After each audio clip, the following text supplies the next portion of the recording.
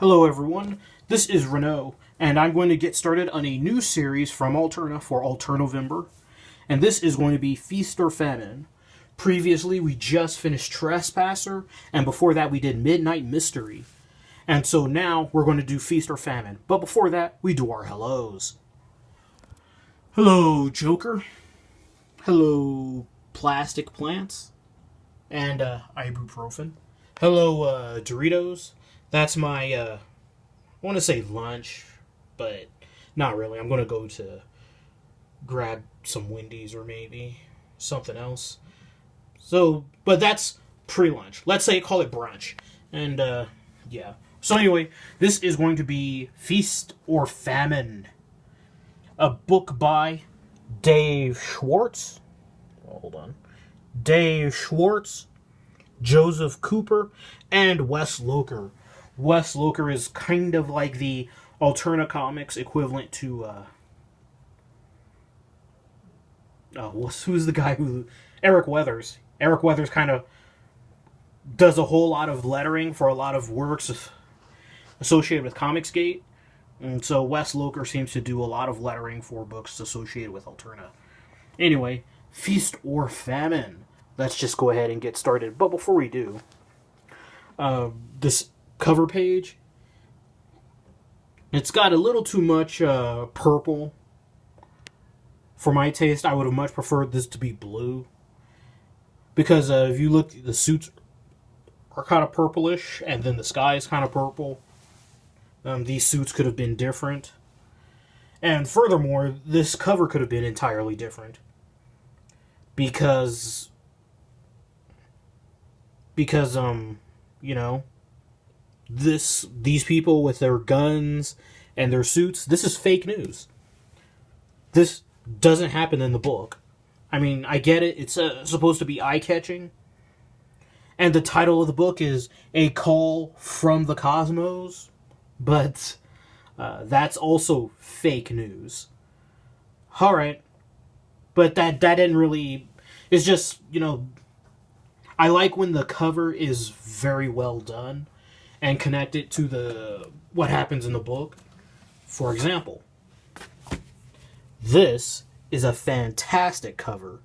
Not just artistically, but because the specter of the alien hangs over the house, and that just very ties in very well with what happens in Trespasser number 2. This doesn't really tie in very well with what happens in Feast or Famine number 1. But to the book. We get started with the intro. We have our main character, Dr. Albaline Stein, in an alternate version of Earth. And no, I'm sorry, that's not Albertine Stein. That's Nicholas Tesla, very close to Nicholas Tesla. And Albaline Stein is very close to Albert Einstein. Although, I don't know off the top of my head the timeline of Albert Einstein. I think the analog to Albert Einstein is a little bit young. Also, I would have preferred if the first name was slightly different and the last name was the same. If they could, I don't know if they could legally do that, but if they could legally do that, because it's an alternate version of Earth, so it's the first name that would probably be different, but the last name would be the same. But that's a little bit nitpicky. Onwards with the story. Nicholas Tesla looks like he's in the middle of an adventure. Or is it a dream? Dreams. Mysteries to behold in the vastness of the cosmos. So there's not certain whether this is a dream or if it's real. But he's in some danger. But we don't know if it's real or not. Now we see him in Nicholas Tesla. He's in his lab. He's making his discovery. What's the discovery he's making? He's found it. And now he's talking. This seems like it could be a double page spread, just because of how it's set up, but but something happened with the printing, because if you look here, like this ceiling matches up to this kind of, but then that doesn't match up, that doesn't match up, that doesn't match up. And so I'm like, is this part of the book, or is this an ad for the book? What's going on here? What is this? You know, when was this created? Hold on. 2018, so maybe the artist wasn't quite sure how to do 2-page spreads, or maybe something happened in the printing. Anyway, 3. So he's talking to him, and whatever this is, I have no idea what this is, or who this is in white on the left hand of this page. But anyway, 3, 6, 9. Boom, he's done it. Tesca, my favorite protege. Tell me, what was so important? I had to cancel my lunch with the mayor. I assure you, sir, this device will change the world in ways we can't even imagine. And of course, even back in the past, pics or it never happened. Which is very different from the world we live in today, where it's just hashtag believe all whammons. Now let's see it. Ja sam tvaj otak. And then he records it and plays it back. Ja sam tjav otak. It's a telephone. It's recorded his voice and then it played it back to him. Kind of like this YouTube video. And so this guy in the business suit is very impressed. Guess what? This guy is an analog to Thomas Edison. Now, as you know, in real life, Thomas Edison infamously, or at least allegedly, stole information. I don't know if it's true or not, but that's how it is in the history books. He presents this phonograph that Tesca invented. The future is Edison. And then he plays it back. The future is Edison. Oh, and by the way, Ja sam tvaj otak. I am your father in Serbian. So, appreciate that they did a little homage to his background. I just don't really like the color palette, but that's because I'm tired of this color palette in all comics. There's a lot of purples and other pastels and offshoot of pastels. Anyway, going back to here. The future is Edison, and the crowd is amazed at the Futurist Expo of 1880. The crowd is astounded, but this Thomas Edison analog stole this idea from him. Or did he? They actually get in a kerfuffle. Edison points out that Tesca works for Edison. Everything Tesca does or creates, while under the employ of Edison, belongs to Edison. So Edison gets to claim credit for the invention. Now, let's skip a couple of pages. He says, not anymore, I don't work for you anymore. And that was a bad place to do that. Just let me skip a couple pages. So, at the expo in 1880, Tesca is trying to present his idea to provide electricity to everyone across the country, across major cities. And so Edison and his paid goons show up. This machine looks like it could easily kill someone. You know, he's trying to downgrade or attack Tesca, our main character. However, Tesca says, my device is perfectly safe if handled properly. Kind of like scissors. However, Edison is trying to discredit Tesca. But he pulls a Frank... You remember Frank Grimes from The Simpsons?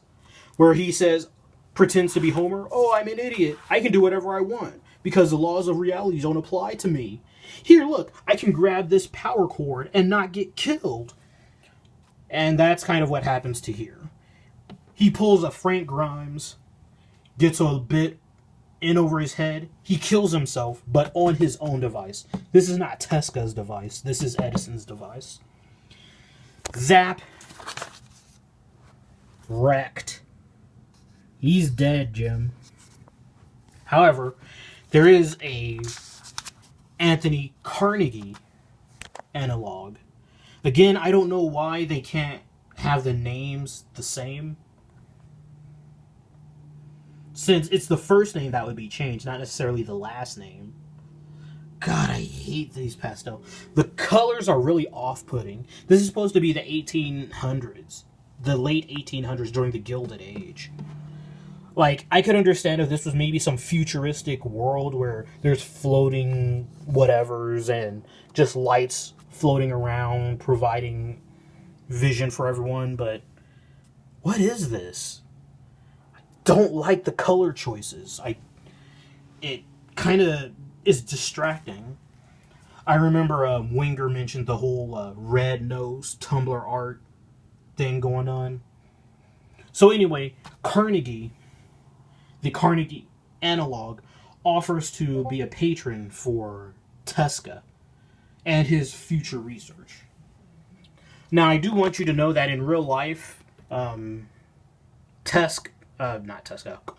Carnegie, he was part of social Darwinism, like a lot of the other huge businessmen, but they also wanted to give back, or at least some of them did. And so, Andrew Carnegie did become famous for his philanthropy.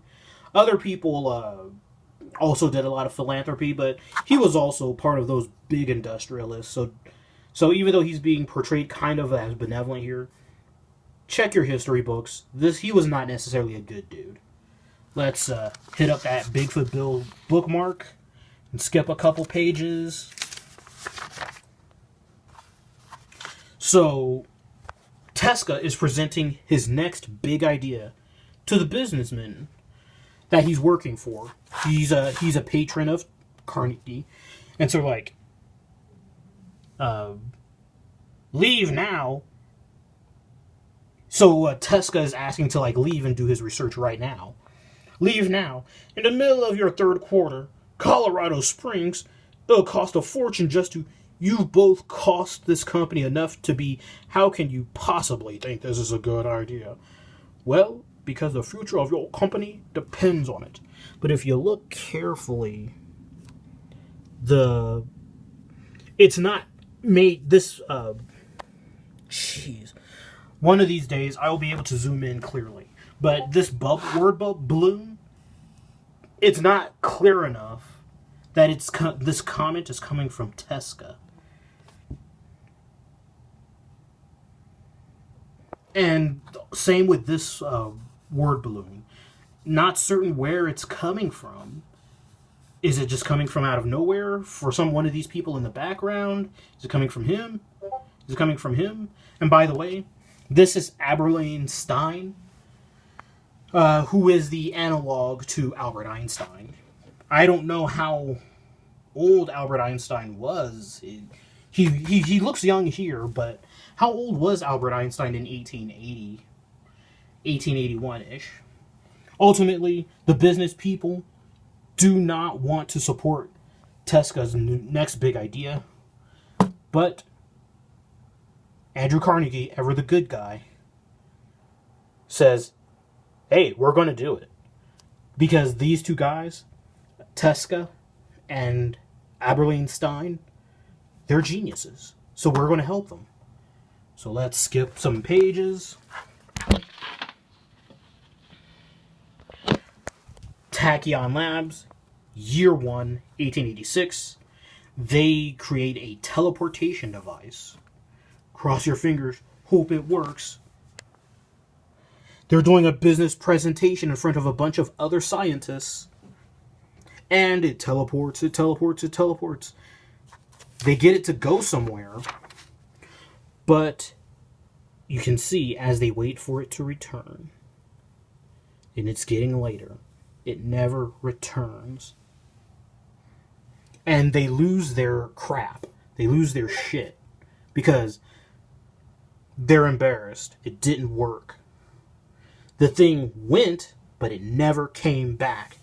Now, common sense would suggest that any good scientist would not have either had a public presentation or said that, hey, it's a teleportation device. We can make it go somewhere, but we don't know where it goes, etc., etc.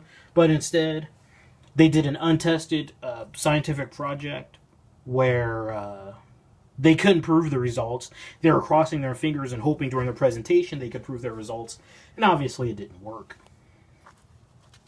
So let me just skip some more pages, just a second. So they keep trying. They keep doing their experiments. They teleported another one of these devices, and this time it comes back. The thing they were taking into account was that they had the location, they had space, but they didn't have time. Now that they know their device works, if they had a lot of money, and they could be running out of money, they would do a lot of tests to make sure it works. Trial and error. But instead, they're like, hey, we've collected all the data on the location we went to. The location we went to, this thing went to, it recorded the environment. There's no air, or atmosphere, but it is otherwise similar to Earth, like in rock composition, density, etc. But there's no atmosphere. And so, what they decide to do is they kind of move a little bit quick here, and they're like, well, we're just going to have to get in our spacesuits and go to wherever it is the device was.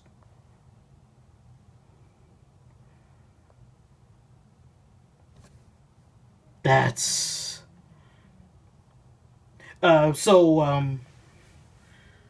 This series is moving both fast and slow. And what I mean by that is it's moving slowly in that it's clearly laying the groundwork of the world. It's clearly laying the groundwork for what's going to happen in the series. But it's moving really quick in that, well, we use a teleportation device to go somewhere. Now let's go to where the teleportation device went to. It's like, okay. One thing I did forget to mention is that Teska did receive radio coordinates. So that's how he knew where to send it. Sorry, I forgot to mention that. That's why. And so they wanted to send the devices to the coordinates that they picked up. You remember the movie Contact? That's kind of what happened here. They got coordinates, they sent the thing, and now they're going to go themselves. But like I said, it's moving a little bit fast but it's a comic book, I guess, so whatever. But overall, yeah, it's okay. I'll give it an 8.2 out of 10. There are some things I didn't like, and there were some things I did like. Anyway, hit that like button, subscribe, and I hope you all enjoy the rest of your day.